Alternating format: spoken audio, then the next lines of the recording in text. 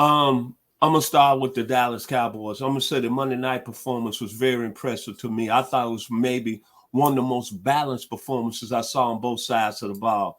I'm gonna start with the offense. A couple of years ago, I didn't think Dak Prescott at the time was deserving of a top 10 rating as one of the top 10 quarterbacks in the game.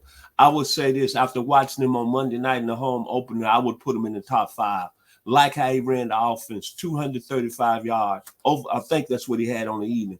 But his ability to control the offense and the ability to throw the football on a dime, on the spot.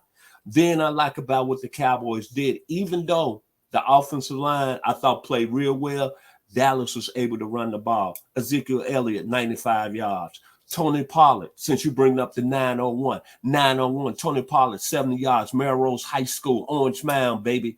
Representing 901 looked real good. Then Cedric Wilson, another 901 guy, had that really nice tiptoe catch for a touchdown. His father played at the University of Tennessee, got a Super Bowl ring with the Pittsburgh Steelers. But overall, very impressive with the Cowboys offense. If I had to take one thing, Connor Williams, the eyes of Texas, baby. Come on, you had 3 holding calls. That's not championship football at all. But other than that, I thought the offense really ran well. Could have put more points on the board. Now I'm going to talk about the defense for the Cowboys. We all know Dallas is going to score points this season. If Dallas is going to take that next step and be a Super Bowl team, it's got to be with the defense. I still think they got ways to go. But overall, I'm impressed with their progress under Dan Quinn. On last Monday night, Trayvon Diggs is developing into an elite corner. Man, has his game looking better. Had that interception return for a touchdown. Michael Parsons is who I thought he was going to be. When he came out, the Dallas took him number 1 overall 11 pick. He's starting to play well. I thought Randy Gregory had some good game. I thought Jalen Smith played well on the evening.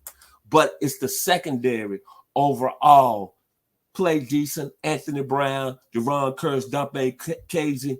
But at the end of the day, I can say I'm pleased where the Cowboys are. 2-1 on the year and tops in the NFC East. Now let's go over to the Carolina Panthers. Can I say shock wave, shock wave, shock wave? Matt Rule, when he took the job at Carolina, it was some people locally in this market said they didn't think he could coach because what he done at Baylor. But I tell you what, in a way I'm surprised, but I'm not. Jackson, let's talk about your New York Jets. They got to be looking silly. They got to be looking silly. That's true. That's all facts. Sam Darnold, 888 yards on the season. 6 touchdowns. 3-0. USC in the house. Matt Leinart, Mark Sanchez, Vince Evans, represent California AA. Sam Daniels look good, man. Pro Bowl. Even though they lost Christian McCaffrey, don't worry. Help is on the way. Chubbard Herbert out of Oklahoma State. They're not going to miss a beat. Trust me. Then I looked over at Carolina. This is a team that's got a lot of good players, man. DJ Moore on the offensive side of the ball. Baller.